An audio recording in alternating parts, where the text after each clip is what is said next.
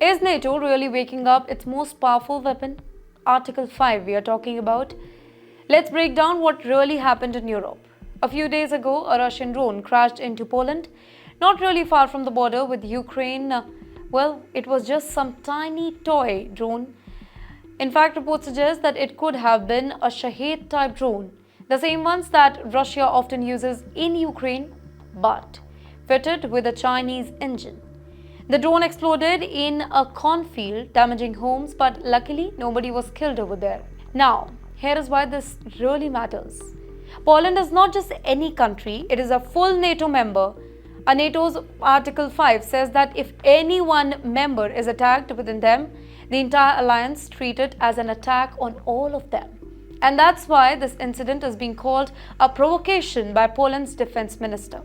Some even see it as Russia testing NATO's patience while peace talks are still going on. In the meantime, Warsaw has already sent a very strong message. The foreign minister said that Poland will formally protest against Moscow. But here's the twist here. The Netherlands have just jumped in. It is sending Patriot missile defense system and troops to Poland, making it clear that Europe is not going to sit quietly if Russia keeps pushing boundaries. But you know why Patriots are really important here?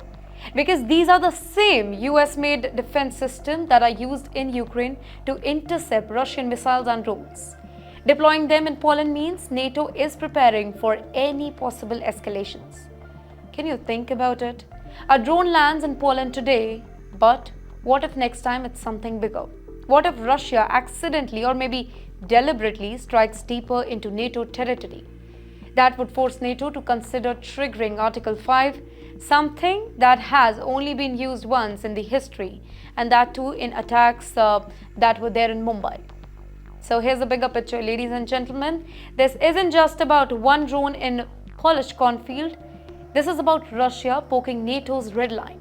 It's about whether the West is willing to risk a direct confrontation with Moscow, and it is about Europe realizing that war in Ukraine is no longer contained. It's already knocking at NATO's door.